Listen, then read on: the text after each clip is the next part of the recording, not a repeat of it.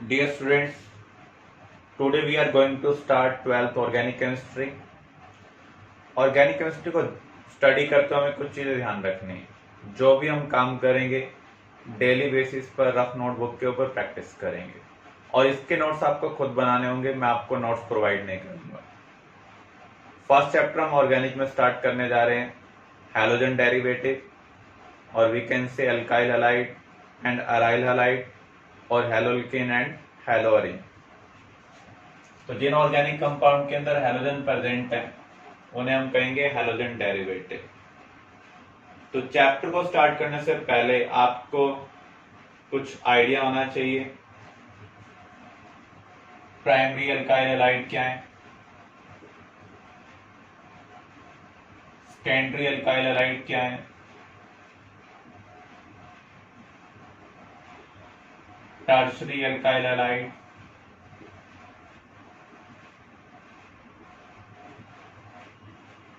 Benzyl halide, vinyl halide,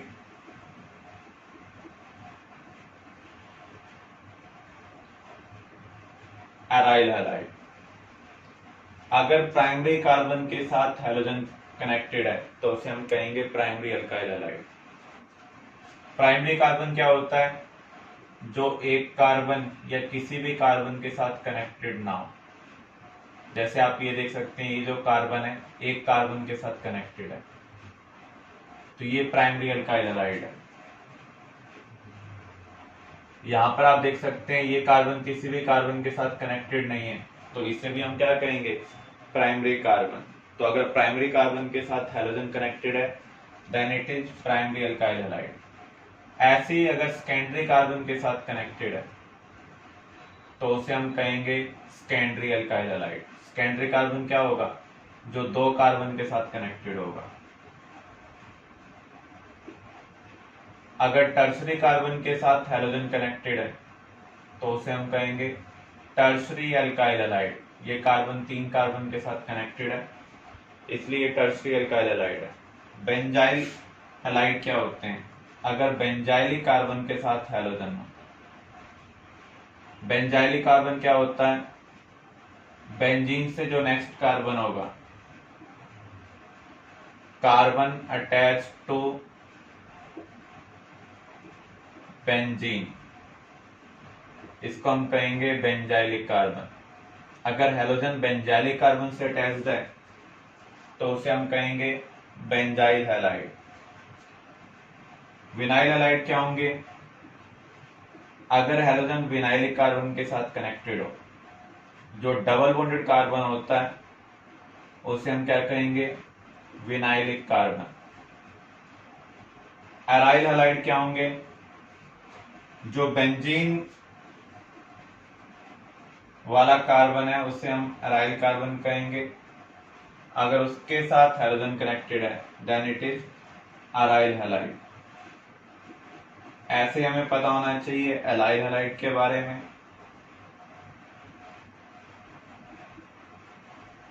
double bonded carbon से जो next carbon होगा उसे हम बोलते हैं अलाइलिक कार्बन। अगर अलाइलिक कार्बन के साथ हैलोजन कनेक्टेड है तो उसे हम कहेंगे अलाइल हैलाइड। तो क्वेश्चन के अंदर हम ये टर्मिनोलॉजी यूज कर सकते हैं, इसके रिगार्डिंग आपको क्लैरिटी होनी चाहिए।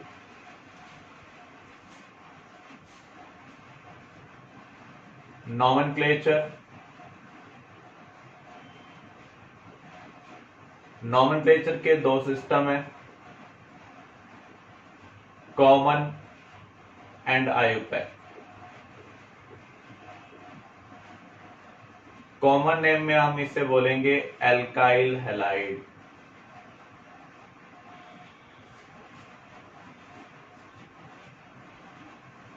जैसे इसका कॉमन नेम क्या होगा? Isopropyl chloride. इसका common name ethyl chloride. Iso word हम कब यूज करते हैं? When one methyl group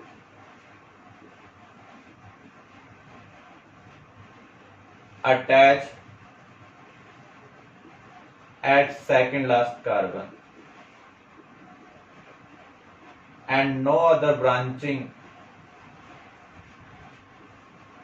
in principal chain। तो उस केस में हम आइसो वर्ड का यूज करते हैं और कॉमन नेम में हम टोटल कार्बन देखेंगे। टोटल कार्बन कितने? 3, इसलिए हम इसे बोल रहे हैं आइसोप्रोपाइल क्लोराइड। इसका कॉमन नेम क्या है? Tertiary butyl chloride. ब्यूट का मीनिंग 4 कार्बन। तो यहां पर 4 कार्बन को ऐसे अरेंज किया हो जिसके अंदर टर्शरी कार्बन प्रेजेंट है और टर्शरी कार्बन के साथ हैलोजन कनेक्टेड है, इसलिए हम इसे क्या बोल रहे हैं? Tertiary butyl chloride. इसका नेम क्या होगा? बेंजाइल क्लोराइड, क्योंकि बेंजाइलिक कार्बन के साथ हैलोजन कनेक्टेड है। इसे हम कहेंगे विनाइल क्लोराइड, क्योंकि विनाइलिक कार्बन के साथ हैलोजन कनेक्टेड है। इसे हम कहेंगे अलाइल क्लोराइड, यहां पर अलाइलिक कार्बन के साथ हैलोजन कनेक्टेड है। ये सब कॉमन नेम है, इनका हम रेगुलर बेस पर यूज करते रहते हैं।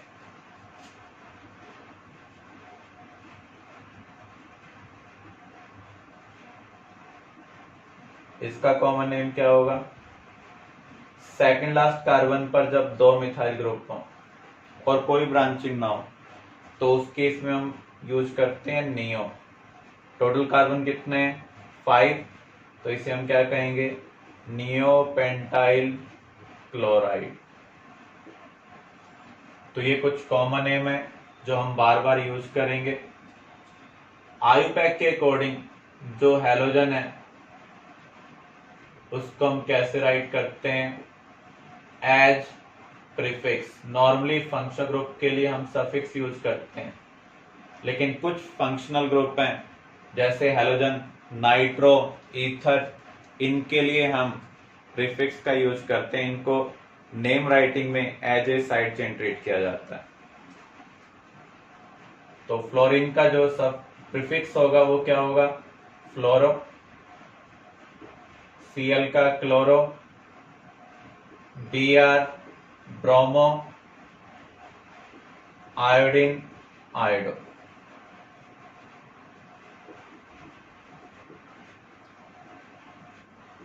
तो यहां पर इसका आयुपैक नेम क्या होगा? सबसे पहले हम प्रिंसिपल चेन सिलेक्ट करेंगे। जो पार्ट प्रिंसिपल चेन का पार्ट नहीं है दैट इज साइड चेन। अब हमें पोजीशन नंबर देना है, क्योंकि जब भी मॉलिक्यूल में फंक्शनल ग्रुप हो, अनसैचुरेशन हो या फिर साइड चेन हो तो हम प्रिंसिपल चेन को पोजीशन असाइन करते हैं। पोजीशन हमें उस साइड से असाइन करनी है जिस तरफ से लोवेस्ट पोजीशन नंबर मिले। तो यहां पर इसका नेम क्या होगा? 2 क्लोरो, क्योंकि सबसे पहले हम प्रीफिक्स को लिखेंगे विद पोजीशन नंबर। ये साइक्लिक नहीं है तो अब हम वर्ड रूट यूज करेंगे। 4 कार्बन के लिए क्या आएगा? ब्यूट। कार्बन कार्बन में सिंगल बॉन्ड है इसलिए हम क्या लिख रहे हैं? एन लिख रहे हैं। तो इसका आयुपैक नेम है 2 क्लोरो ब्यूटेन।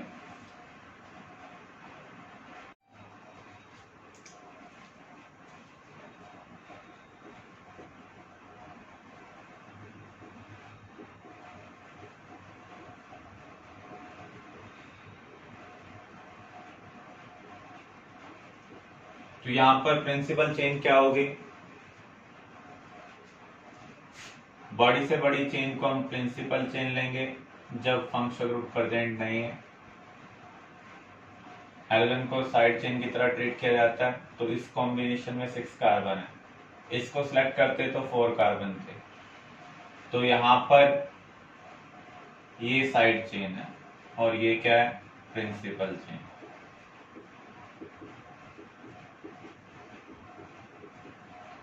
आप पोजीशन नंबर असाइन कर रहे हैं, इधर से करेंगे तो साइड चेन की पोजीशन आ रही है 3 4 3 3 4 4। इधर से भी कर रहे हैं तो ये भी 3rd कार्बन है और ये क्या है? 4th कार्बन है। बोथ साइड से पोजीशन नंबर सेम आ रहा है। जब बोथ साइड से पोजीशन नंबर सेम आता है तो हम किसका यूज करते हैं? अल्फाबेटिकल रूल का यूज करते हैं। अल्फाबेटिकल रूल क्या कहता है? पोजीशन उधर से असाइन करो, जो साइड चेन अल्फाबेटिकली पहले आती है उसका पोजीशन नंबर क्या मिले, कम मिले। तो हम पोजीशन नंबर इधर से असाइन करेंगे, तो ये कार्बन थर्ड है और ये क्या है, फोर्थ। अब इसका नेम क्या होगा, 3 ब्रोमो 4 क्लोरो। साइड चेन का नेम हमेशा अल्फाबेटिकल ऑर्डर में लिखा जाता है विद पोजीशन नंबर। मिथाइल दो हैं, एक थर्ड पोजीशन पर, एक फोर्थ पोजीशन पर।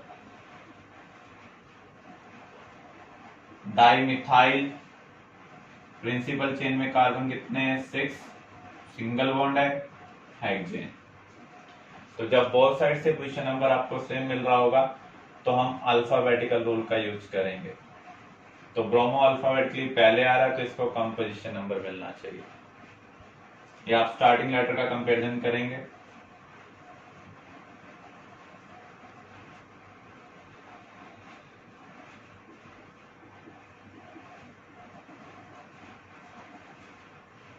जब आपके पास ओपन चेन भी हो और रिंग भी हो तो उस केस में आप प्रिंसिपल चेनों से सिलेक्ट करते हैं जिसके साथ फंक्शन ग्रुप हो। तो यहां पर इसके साथ फंक्शन ग्रुप प्रेजेंट है तो ये प्रिंसिपल चेन है, ये साइड चेन है। इसको हम ट्रीट कैसे करते हैं, एज ए साइड चेन। अगर दो टाइप के फंक्शन ग्रुप हो जिसकी प्रायोरिटी ज्यादा होगी हम उसके बेस पर डिसाइड करेंगे। अब हमें पोजीशन नंबर असाइन करना है लोएस्ट लोकेंट के अकॉर्डिंग। यहाँ पर पोजीशन 1 आएगा। जब बेंजीन हम एज ए साइड चेन लेते हैं तो इसका नेम हम क्या राइट करते हैं, फिनाइल। तो इसका नेम क्या होगा, 1 क्लोरो 1 फिनाइल। प्रिंसिपल चेन में 2 कार्बन है, सिंगल बॉन्ड है, इथेन। तो यहां पर आपको बेंजीन वाले कंपाउंड 2 टाइप के मिलेंगे, एक तो रिंग सब्स्टिट्यूटेड और दूसरा साइड चेन सब्स्टिट्यूटेड। इसका मीनिंग क्या है, बेंजीन के साथ ही हैलोजन लगाओ, बेंजीन के कार्बन के साथ ही हैलोजन लगाओ, रिंग के साथ ही लगाओ तो वो रिंग सब्स्टिट्यूटेड है। अगर बेंजीन की साइड चेन के साथ लगा हुआ है तो उसे हम कहेंगे साइड चेन सब्स्टिट्यूटेड।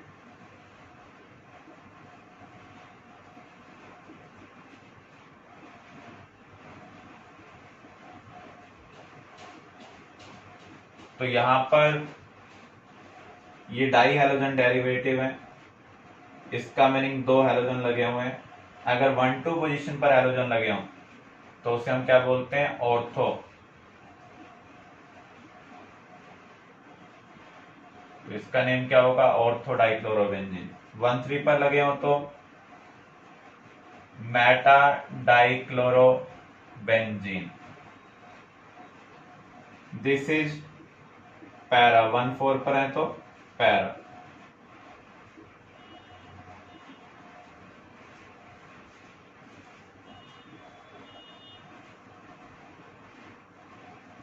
बेंजीन के साथ जब CH3 लगा होता है तो उसे हम बोलते हैं टोलुइन। अब इसमें आप हैलोजन लगा दें तो पोजीशन क्या है, 1-4, तो इसे हम क्या बोलेंगे, पैरा क्लोरो टोलुइन। तो जो बेंजीन वाले कंपाउंड है वहां पर हम मोस्टली कॉमन नेम ही यूज करेंगे। तो ये कॉमन नेम आपको थोड़े से प्रैक्टिस में लेकर आने, क्योंकि क्वेश्चन में हम इन्हीं का बार बार यूज करेंगे।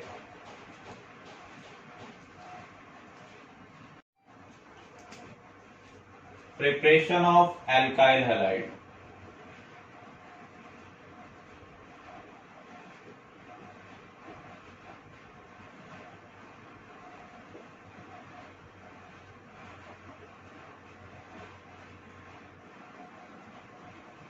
फर्स्ट हम कवर कर रहे हैं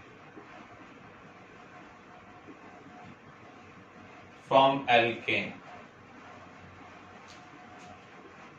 बाय हैलोजनेशन।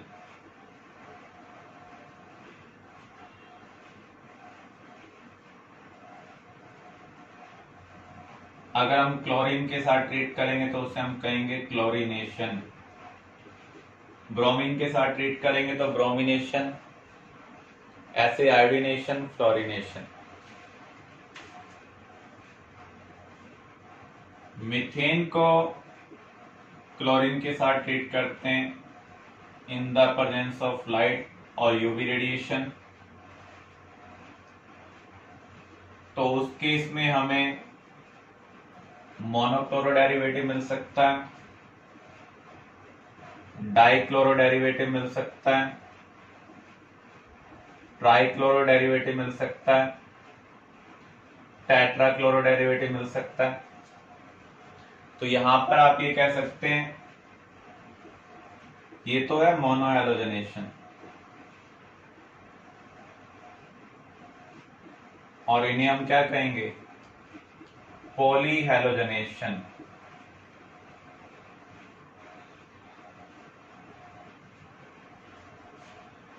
पॉली हैलोजनेशन कब होगा, जब हम हैलोजन को एक्सेस में लेंगे। क्लोरीन को अगर हम एक्सेस में लेते हैं तो उस केस में पॉलीक्लोरीनेशन होगा। अगर हम क्लोरीन लिमिटेड अमाउंट लेते हैं तो क्या होगा, मोनोहैलोजनेशन। अब मैकेनिज्म के थ्रू हम इसको अंडरस्टैंड करते हैं। जो मैकेनिज्म है वो सिर्फ हमें अंडरस्टैंडिंग पॉइंट व्यू से लर्न करने, इवन फॉर कॉम्पिटिटिव एग्जाम। कुछ एक सिलेक्टेड मैकेनिज्म है जो आपसे बोर्ड एग्जाम में पूछे जाएंगे और कॉम्पिटिटिव एग्जाम में उनकी डिटेल पूछी जाएगी। बाकी जितने भी मैकेनिज्म हम कवर करेंगे वो इंट्रोडक्टरी कवर कर रहे हैं, प्रोसेस कैसे प्रोसीड हो रहा है। मैकेनिज्म होता क्या है, डिटेल ऑफ प्रोसेस होता है जिसमें हमें स्टेप बाय स्टेप पता चलता है रिएक्शन कैसे प्रोसीड हो रही है। तो जब भी आपको मैकेनिज्म प्रेडिक्ट करना हो तो आप कैसे प्रेडिक्ट करेंगे। रिएक्शन कई टाइप की होती हैं, एडिशन, सब्स्टिट्यूशन,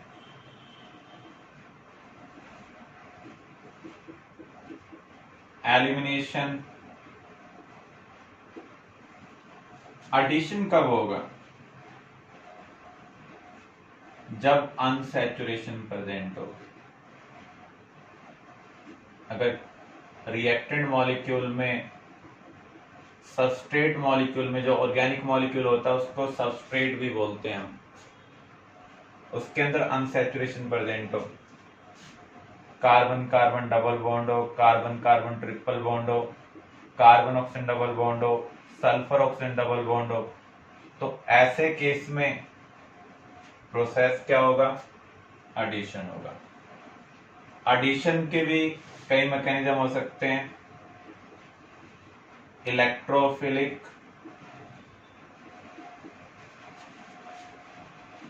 न्यूक्लियोफिलिक,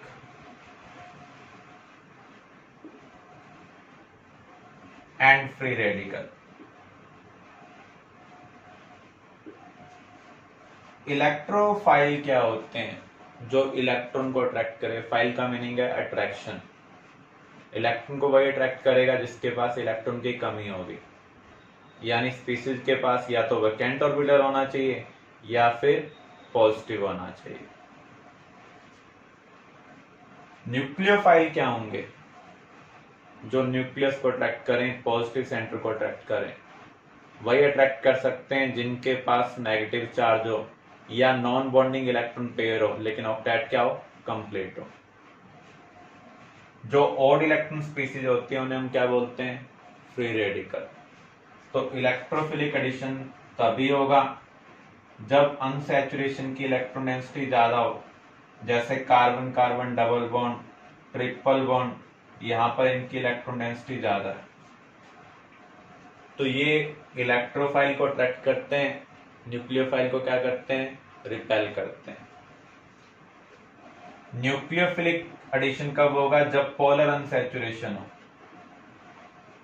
क्या हो, पोलर अनसैचुरेशन, जैसे carbon oxygen double bond, sulphur oxygen double bond. Free radical कब होगा? जब हम परऑक्साइड यूज करेंगे। जब हम क्या यूज करेंगे? परऑक्साइड। परऑक्साइड क्या होते हैं? जहां पर ऑक्सीजन ऑक्सीजन सिंगल बॉन्ड हो। तो जब भी अनसैचुरेशन प्रेजेंट होगी, तीन टाइप की रिएक्शन की पॉसिबिलिटी होगी: इलेक्ट्रोफिलिक एडिशन, न्यूक्लियोफिलिक एडिशन और फ्री रेडिकल। अगर नॉन पोलर अनसैचुरेशन है तो इलेक्ट्रोफिलिक एडिशन के बारे में सोचना है, अगर पोलर अनसैचुरेशन है तो न्यूक्लियोफिलिक एडिशन। अगर वहां पर परऑक्साइड का यूज कर रहे हैं तो फ्री रेडिकल एडिशन होगा। जो मैकेनिज्म प्रेडिक्शन के केस हैं वो सिर्फ कॉम्पिटिटिव एग्जाम में पूछे जाएंगे, बोर्ड एग्जाम में नहीं पूछे जाते हैं। ऐसे ही सब्स्टिट्यूशन कब होगा?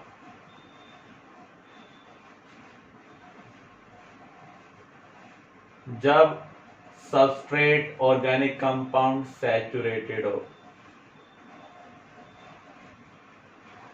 इसको आप ट्रीट कर रहे हैं किसी केमिकल के साथ तो सब्स्टिट्यूशन की पॉसिबिलिटी है।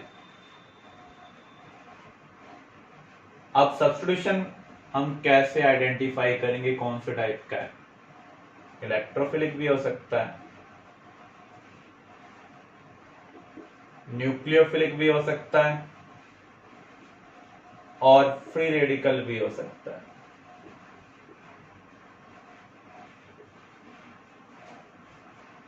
जब नॉन पोलर बॉन्ड हम ब्रेक करने जाएंगे, नॉन पोलर बॉन्ड कैसे? जैसे sp3 कार्बन हाइड्रोजन बॉन्ड हमें ब्रेक करना हो तो उस केस में फ्री रेडिकल सब्स्टिट्यूशन होगा। अगर किसी सबस्ट्रेट के अंदर कार्बन के साथ इलेक्ट्रोनेगेटिव ग्रुप लगा हुआ है, जैसे हेलोजन OH, इसे हम हटा रहे हो तो उस केस में न्यूक्लियोफिलिक सब्स्टिट्यूशन होगा। इलेक्ट्रोफिलिक कब होगा? जब आप बेंजीन के हाइड्रोजन को हटाएंगे। जब हम बेंजीन के हाइड्रोजन को हटाएंगे तो उस केस में इलेक्ट्रोफिलिक सब्स्टिट्यूशन।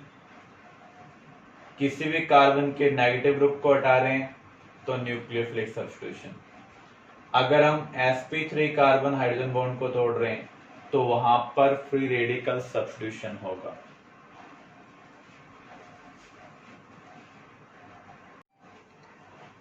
एल्केन के अंदर कौन से टाइप के कार्बन हाइड्रोजन बॉन्ड है? sp3 carbon hydrogen bond.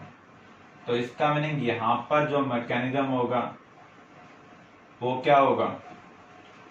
Free radical substitution. Mechanism आपसे एग्जाम में नहीं पूछा जाएगा, जो नहीं पूछे जाएंगे मैं उनको मार्क कर दूंगा। और जो केस हमें अंडरस्टैंड करने हैं वो मोनो सब्स्टिट्यूशन के लिए अंडरस्टैंड करने हैं। पॉली सब्स्टिट्यूशन के लिए हमें मैकेनिज्म को डिस्कस करने की जरूरत नहीं है। तो जब भी फ्री रेडिकल मैकेनिज्म होता है तो उसके तीन पार्ट होते हैं: चेन इनिशिएशन। चेन इनिशिएशन का मीनिंग क्या है? Generation of free radical.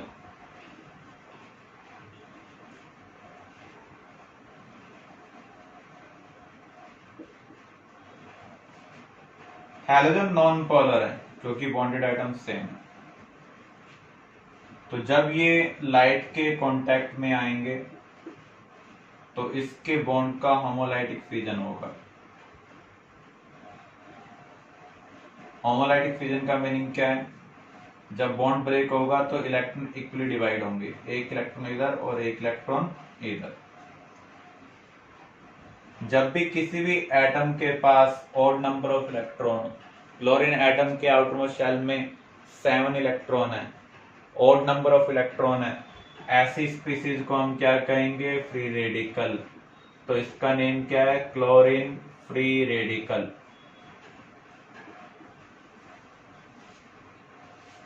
अब कंटेनर के अंदर क्लोरीन फ्री रेडिकल प्रेजेंट है, एल्केन भी प्रेजेंट है, तो सेकंड स्टेप क्या होगा, चेन प्रोपागेशन। प्रोपागेशन का मीनिंग होता है ट्रेवल करना, तो यहां पर आप कह सकते हैं एक फ्री रेडिकल से दूसरा फ्री रेडिकल बनेगा। अब ये क्लोरीन फ्री रेडिकल कोलाइड करेगा एल्केन के साथ और इसका जो कार्बन हाइड्रोजन बॉन्ड है उसका भी होमोलाइटिक फिजन करेगा। जब भी कोई भी फ्री रेडिकल किसी के ऊपर भी अटैक करता है तो उसके बॉन्ड का होमोलाइटिक फिजन होता है। तो यहां पर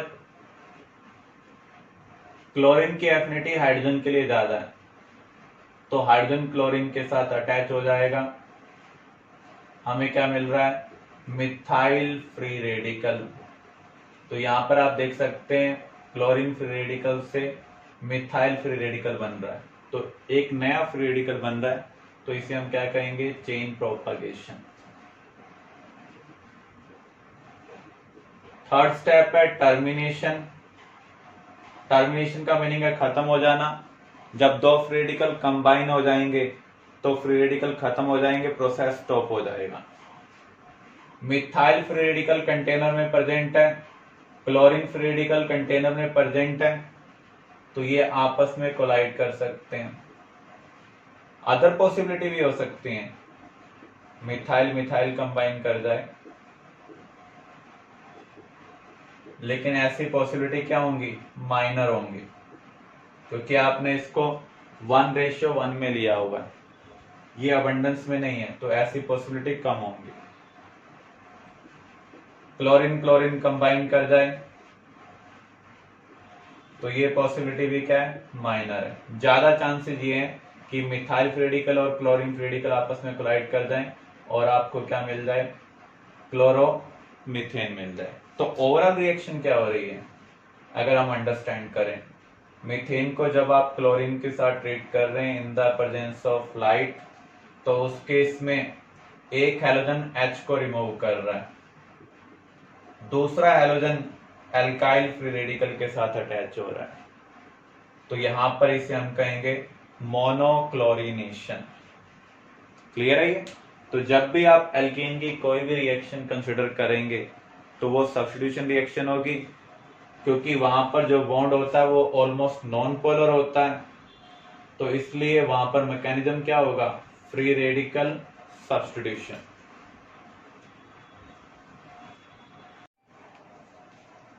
क्वेश्चन आपसे एग्जाम में किस टाइप के पूछे जा सकते हैं, अब हम वो कवर कर रहे हैं।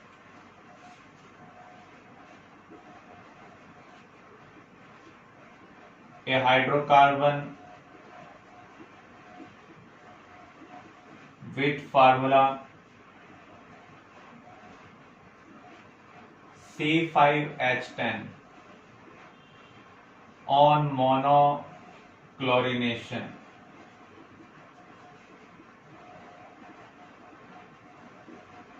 give single product.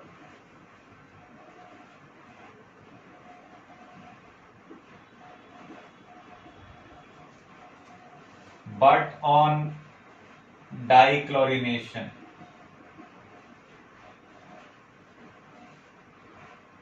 gave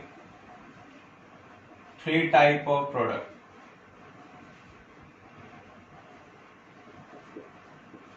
Identify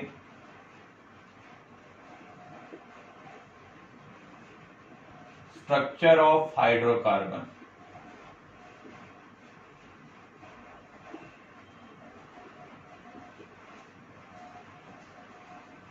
C5H10 किसको सेटिस्फाई कर रहा है, ये CnH2n के साथ मैच हो रहा है, तो CnH2n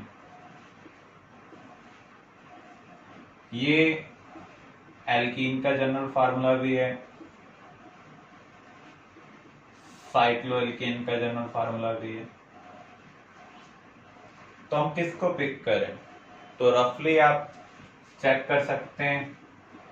मान लीजिए आपने एल्कीन ले ली, पेंट 1 इन हो सकता है, पेंट 2 इन हो सकता है, तो आप कोई भी कॉम्बिनेशन ले लें और इसका मोनो क्लोरीनेशन करें। मोनो क्लोरीनेशन का मीनिंग क्या है? किसी एक हाइड्रोजन को हटाकर Cl लगाना। तो यहाँ पर आप Cl लगाते हैं तो एक टाइप का प्रोडक्ट, यहाँ पर Cl लगाएंगे तो दूसरे टाइप का प्रोडक्ट। जितनी बार आपको डिफरेंट आयुपैक नेम मिलेगा उतने टाइप के प्रोडक्ट होंगे। क्वेश्चन की स्टेटमेंट क्या कह रही है? हमें सिंगल प्रोडक्ट मिल रहा है ऑन मोनोक्लोरिनेशन, जबकि यहाँ पर मल्टीपल प्रोडक्ट मिलते हैं। Cl यहाँ पर भी अटैच हो सकता है, यहाँ पर भी, यहाँ पर भी। ऐसे ही आप 2इन ले लें, उसमें भी एक से ज्यादा प्रोडक्ट पॉसिबल है।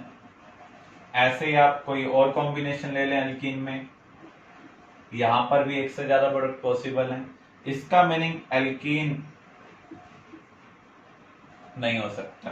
अब हमें साइक्लोएल्केन को पिक करना है। साइक्लोएल्केन में ये पॉसिबिलिटी हो सकती है, 5 कार्बन में ये पॉसिबिलिटी हो सकती है, और एक पॉसिबिलिटी ये हो सकती है। अगर आप इसका मोनोक्लोरिनेशन करेंगे, Cl यहाँ पर अटैच हो जाए तो एक टाइप का प्रोडक्ट, यहाँ पर अटैच हो जाए तो दूसरे टाइप का प्रोडक्ट, तो यहाँ पर मोर देन 1 प्रोडक्ट मिल रहे हैं, तो ये आपका आंसर नहीं है। ऐसे यहाँ पर आप देखें, यहाँ पर अटैच हो जाए तो एक टाइप का प्रोडक्ट, यहाँ पर अटैच हो जाए तो दूसरे टाइप का प्रोडक्ट, तो ये भी आपका आंसर नहीं हो सकता। इसमें किसी भी पोजीशन पर Cl कनेक्ट हो जाए एक ही टाइप का प्रोडक्ट मिलेगा, तो ये आपका पॉसिबल आंसर हो सकता है। अब हम इसको कंफर्म करते हैं।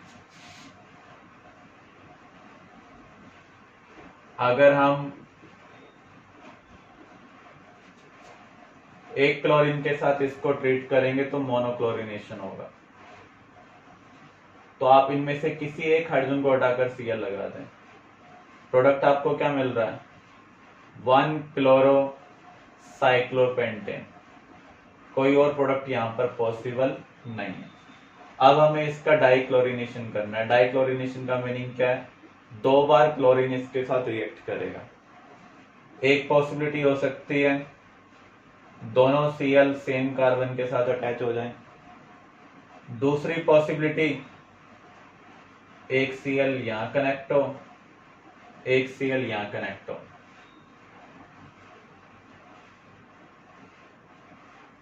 एक पॉसिबिलिटी एक Cl यहां पर, एक Cl यहां पर। आप ये कह सकते हैं 1-1 पोजीशन पर, 1-3 पोजीशन पर, 1-2 पोजीशन पर Cl कनेक्ट हो सकते हैं। अगर इसको आप यहां पर शिफ्ट करेंगे तो 1-3 होगा। यहां लगाएंगे Cl को तो क्या होगा? 1-2। इधर लगा रहे हैं तो भी क्या है? 1-2। प्रोडक्ट तभी डिफरेंट होंगे जब उनका आयुपैक नेम डिफरेंट होगा। तो यहाँ पर आपको 3 प्रोडक्ट्स मिल रहे हैं। तो इसका मीनिंग जो हाइड्रोकार्बन है वो क्या है? साइक्लोपेंटेन। तो ये जो काम है ये आपको रफली करना है, एग्जाम में कर दिखाना नहीं है। तो पहले तो आपको पॉसिबिलिटी देखनी है। तो आपका डायरेक्ट आंसर होगा साइक्लोपेंटेन।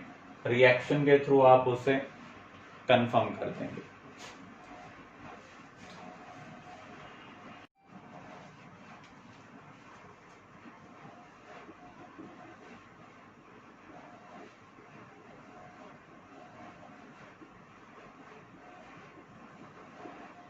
अब हमें इस क्वेश्चन को कंप्लीट करना है। नंबर ऑफ प्रोडक्ट्स डिटरमाइन करने हैं, इंक्लूडिंग स्टीरियोआइसोमर्स। स्टीरियोआइसोमर्स में हम क्या क्या कंसिडर करते हैं? Geometrical isomers and optical isomers. अगर ये चीज मेंशन ना हो तो आपको दिया होगा एक्सक्लूडिंग स्टीरियोआइसोमर्स, तो वो वाले कॉम्बिनेशन आपको कंसिडर नहीं करने होंगे। ऐसे क्वेश्चन कॉम्पिटिटिव एग्जाम में आएंगे, बोर्ड एग्जाम में नहीं आएंगे। तो यहाँ पर एक ही क्लोरीन दी हुई है, इसका मीनिंग आपको मोनोक्लोरिनेशन करना है। कौन कौन से प्रोडक्ट पॉसिबल हो सकते हैं? यहां से आप कोई हाइड्रोजन हटा लें या फिर यहां से भी कोई हाइड्रोजन हटा लें, जो प्रोडक्ट मिलेगा उसका आयुपैक नेम सेम होगा। उसका रीजन क्या है? इस कार्बन के अराउंड ये दोनों ग्रुप सेम है। आप कहीं से भी हटाएं एक हाइड्रोजन को और उसके जगह क्लोरीन लगाएंगे, दोनों केस में प्रोडक्ट का आयुपैक नेम सेम होगा।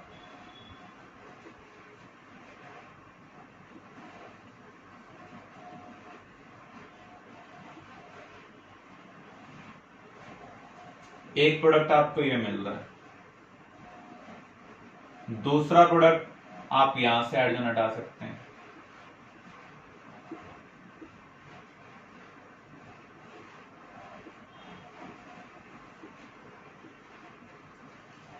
तीसरा प्रोडक्ट आपको क्या मिल रहा है, आपने इस पोजीशन से हाइड्रोजन को हटाया। फोर्थ पॉसिबिलिटी, आप यहां से हाइड्रोजन को हटा दें।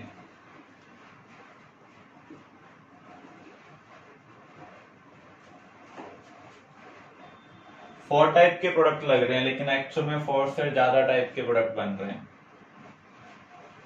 अगर आप ध्यान से देखें, ये कार्बन क्या है, कायरल है। कायरल कार्बन क्या होता है, sp3 कार्बन या sp3 एटम जिसके सभी ग्रुप क्या हो, डिफरेंट हो। तो इस कार्बन की हाइब्रिडेशन sp3 है क्योंकि ये सिंगल बॉन्डेड कार्बन है। इसके सभी ग्रुप अलग हैं। देखो, एक H लगा हुआ है, एक मिथाइल लगा हुआ है, एक CH2Cl लगा हुआ है, एक इथाइल लगा हुआ है। तो यहाँ पर दो टाइप के प्रोडक्ट बनेंगे, एक R और एक S, या फिर आप ये कह सकते हैं एक डेक्स्ट्रो और एक लीवो। डेक्स्ट्रो लीवो हम प्रेडिक्ट नहीं कर सकते हैं, RS हम प्रेडिक्ट कर सकते हैं जब आपको स्ट्रक्चर गिवन हो। तो यहाँ परफेक्ट स्ट्रक्चर हमारे पास नहीं है, तो हम एक कॉम्बिनेशन को R ले रहे हैं, दूसरे को S। स्ट्रक्चर देखकर हम डेक्स्ट्रो और लीवो प्रेडिक्ट नहीं कर सकते हैं, एक्सपेरिमेंटली हम प्रेडिक्ट कर सकते हैं। इस टॉपिक को हम लेटर ऑन अंडरस्टैंड करेंगे इसी चैप्टर के अंदर। तो यहाँ पर मॉलिक्यूल में कायरल कार्बन है, जब भी कायरल कार्बन बनेगा तो वहां पर दो प्रोडक्ट होंगे, एक R और एक S। यहाँ पर कोई कायरल कार्बन नहीं है क्योंकि इस कार्बन के दोनों ग्रुप क्या हैं, सेम। ये दोनों ग्रुप सेम है। इस कार्बन के चेक करेंगे, दो हाइड्रोजन है, इस कार्बन के पास 3 हाइड्रोजन है। सभी ग्रुप अगर डिफरेंट होंगे तभी कायरल होगा।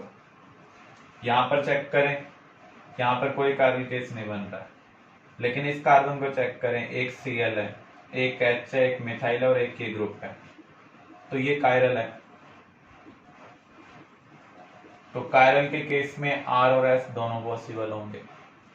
यहाँ पर चेक करते हैं, कायरल नहीं है, यहाँ भी कायरल नहीं है, यहाँ भी कायरल नहीं है, क्योंकि यहाँ पर कोई भी ऐसा कार्बन नहीं मिल रहा है जिसके सभी ग्रुप डिफरेंट है। तो टोटल प्रोडक्ट कितने बने, 2 + 1 3 + 2 5 + 1 6। तो आपका आंसर यहाँ पर क्या होगा, 6 होगा। तो जेईई मेन में जो इंटीजर टाइप के क्वेश्चन आते हैं वहां पर आपसे पूछा जा सकता है।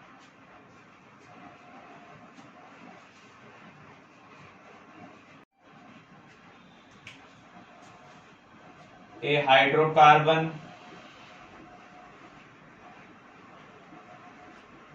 with formula C5H12 on monochlorination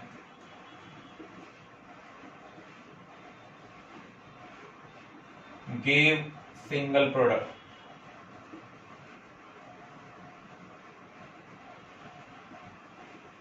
But on dichlorination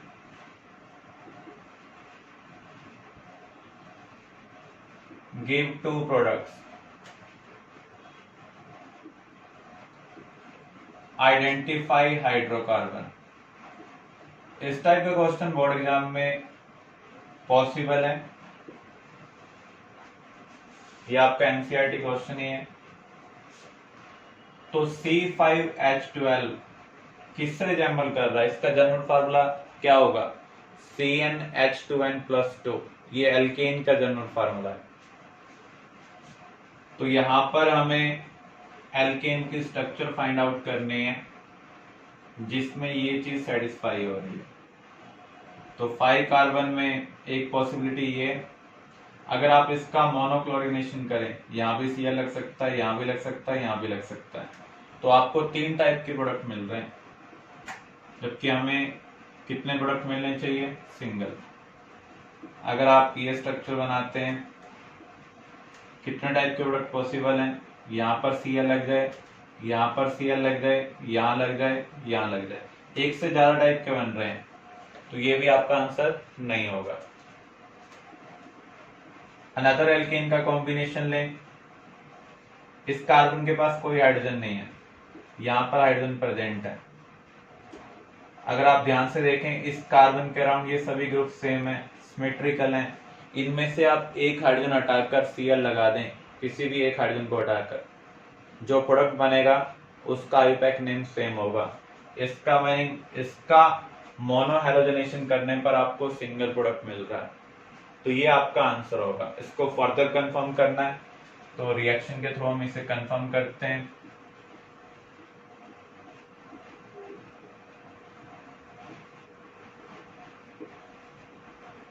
तो एक ही पॉसिबल प्रोडक्ट है इसमें, डाइक्लोरिनेशन हमें करना है, दोनों क्लोरीन सेम पोजीशन पर हो सकते हैं।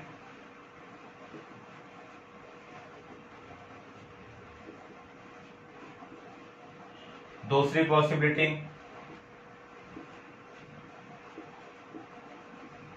अलग अलग कार्बन के साथ अटैच हो जाए, चाहे इसे आप यहां लगा लें, आईयूपैक नेम हर केस में सेम मिलेगा।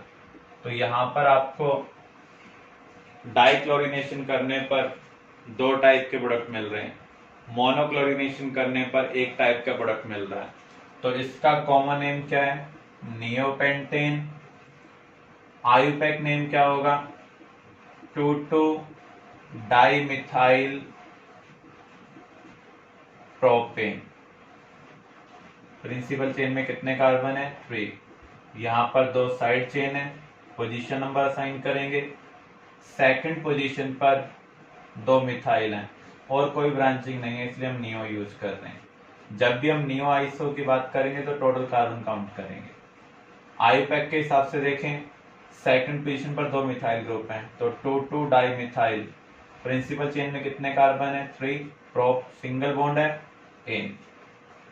तो इस टाइप के क्वेश्चन आपसे कॉम्पिटिटिव और बोर्ड एग्जाम दोनों जगह पूछे जा सकते हैं।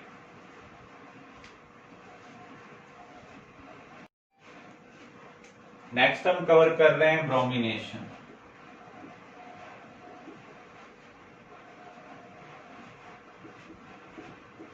Similar to chlorination but carried out in the presence of heat. Bromination करने के लिए हम हीट का यूज करते हैं। ये मोर स्पेसिफिक है देन क्लोरिनेशन। इसका मीनिंग क्या है?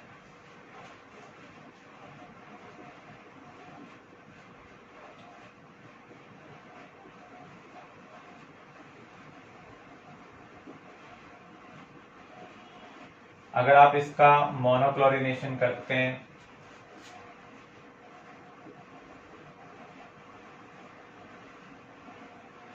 तो 2 टाइप के प्रोडक्ट पॉसिबल है।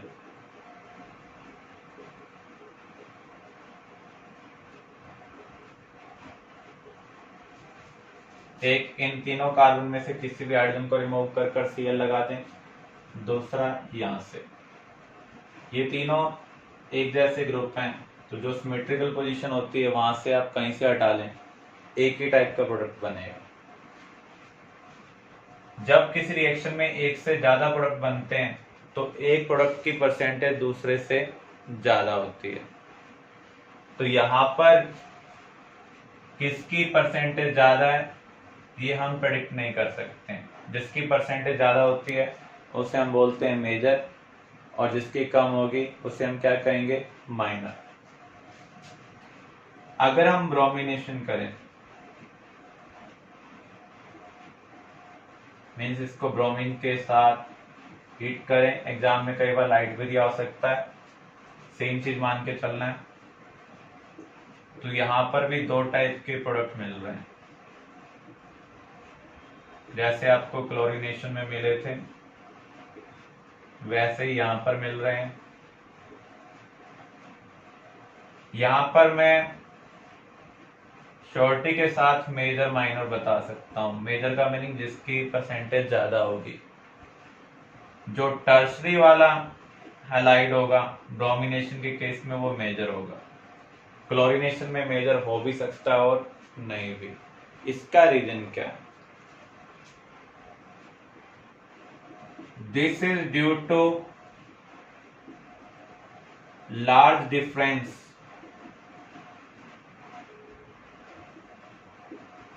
in rate of abstraction or removal of hydrogen by halogen free radical।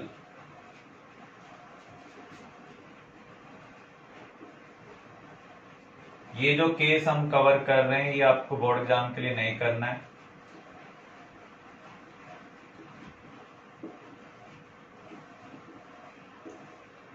ये सिर्फ कॉम्पिटिटिव एग्जाम के लिए है।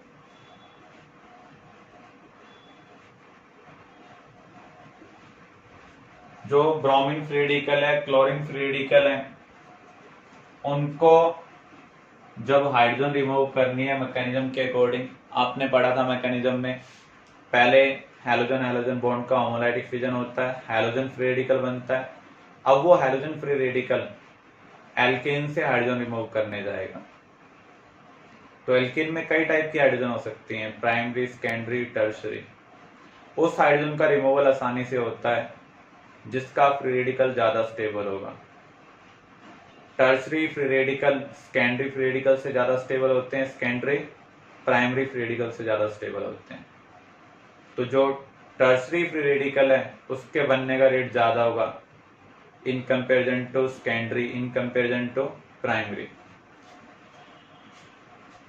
क्लोरीन अगर रिमूव करे, ब्रोमीन अगर रिमूव करे, तो इनके रेट में बहुत ज्यादा डिफरेंस है।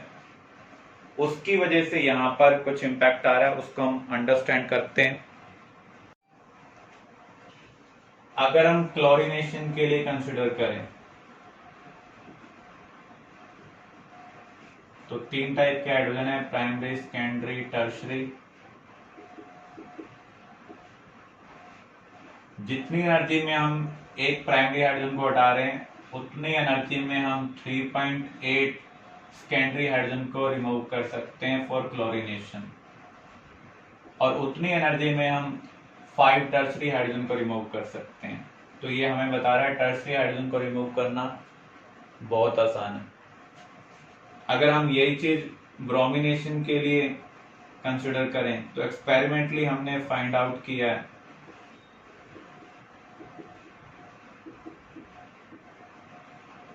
रेट में बहुत ज्यादा डिफरेंस है। जितनी एनर्जी में आप एक प्राइमरी हाइड्रोजन को रिमूव कर पा रहे हैं उतनी एनर्जी में आप 82 सेकेंडरी हाइड्रोजन को रिमूव कर सकते हैं, 1600 टर्शरी हाइड्रोजन को रिमूव कर सकते हैं। जहां एनर्जी रिक्वायरमेंट कम होती है, जिसकी एक्टिवेशन एनर्जी कम होती है, वो प्रोसेस क्या होगा? फास्टली होगा। यह आपने केमिकल काइनेटिक्स में स्टडी किया है। तो ब्रोमिनेशन में टर्शरी हाइड्रोजन को हटाना बहुत ज्यादा आसान है, इसलिए टर्शरी वाला प्रोडक्ट क्या होगा? मेजर होगा। क्लोरीनेशन में भी हटाना आसान है लेकिन रेट में बहुत ज्यादा डिफरेंस नहीं है, इसलिए यहां पर टर्शरी मेजर हो भी सकता है और नहीं भी। परसेंटेज हम कैसे कैलकुलेट कर सकते हैं? जैसे मुझे इस प्रोडक्ट की परसेंटेज कैलकुलेट करनी है तो हम कैसे कैलकुलेट करेंगे? Percentage of product 1। जो वांटेड प्रोडक्ट है उसको बनाने की कितनी पॉसिबिलिटी है? एक ही पॉसिबिलिटी है। कौन से टाइप की हाइड्रोजन है ये? टर्शरी है, तो टर्शरी को हटाने का रेट क्या है? 5। For chlorination. टोटल रेट क्या होगा? 9 तो प्राइमरी हाइड्रोजन है और प्राइमरी को हटाने का रेट क्या है? 1। अब इसके बाद आप देखें एक टर्सरी हाइड्रोजन है, टर्सरी को हटाने का रेट क्या है? 5। तो यहां पर हम वांटेड प्रोडक्ट रेट को टोटल रेट से डिवाइड कर रहे हैं इंटू 100। तो ये आपको मिल रहा है 5/14 इंटू 100। आप देख रहे हैं ये लेस देन 50% है, अप्रोक्सीमेटली 37-38% है। तो यहां पर ये वाला प्रोडक्ट क्या है? माइनर है। जिसकी परसेंटेज कम होगी वो माइनर होगा, जिसकी परसेंटेज ज्यादा होगी वो मेजर होगा। परसेंटेज हम कैसे कैलकुलेट कर सकते हैं? परसेंटेज कैलकुलेट करना एग्जाम में नहीं आएगा। आपको ये रिएक्शन दी होगी, ब्रोमीन दिया होगा, मेजर प्रोडक्ट पूछा होगा, कॉम्पिटिटिव एग्जाम में, बोर्ड एग्जाम में नहीं। तो आप डायरेक्टली टर्सरी वाले प्रोडक्ट को ब्रोमिनेशन के केस में मेजर कहेंगे, लेकिन क्लोरीनेशन वाले केस में आपको डेटा ध्यान रखना है फॉर कॉम्पिटिटिव एग्जाम। तो यहां पर हम रेट कैसे कैलकुलेट करेंगे, परसेंटेज ऑफ प्रोडक्ट कैसे कैलकुलेट करेंगे? आप कौन सी हाइड्रोजन को रिमूव कर रहे हैं प्रोडक्ट बनाने के लिए? टर्सरी हाइड्रोजन को। टर्सरी हाइड्रोजन को हटाने का रेट क्या है? 5। पॉसिबिलिटी क्या है वांटेड प्रोडक्ट की? एक ही पॉसिबिलिटी है, इसमें से अगर इस हाइड्रोजन को हटाएंगे तभी प्रोडक्ट बनेगा, नहीं तो नहीं बन रहा। हम इस प्रोडक्ट की बात कर रहे हैं। तो यहाँ पर rate into possibility upon total rate, possibility को इंक्लूड करते हुए, इनटू 100, क्योंकि हम परसेंटेज निकाल रहे हैं। तो यहाँ पर इसकी वैल्यू लेस देन 50% है, इसका मीनिंग ये 50% से ज्यादा होगा। तो यहाँ पर ये मेजर है और ये क्या है? माइनर। इस केस में आप देखें परसेंटेज ऑफ प्रोडक्ट 1, ब्रोमिनेशन में हटाने का रेट क्या है टर्सरी के लिए? 1600, एक ही पॉसिबिलिटी है, अपॉन टोटल 1600 इंटू 1। 9 तो प्राइमरी है और प्राइमरी को हटाने का रेट यहां पर भी क्या है? 1 है, इंटू 100। अगर आप इसको सॉल्व कर रहे हैं तो ये ग्रेटर देन 99% आ रहा है। तो यहां पर आप टर्सरी वाला डायरेक्टली कह सकते हैं मेजर है, लेकिन क्लोरीनेशन में ऐसा कोई कंपलसरी नहीं है, वो स्ट्रक्चर के ऊपर डिपेंड करेगा।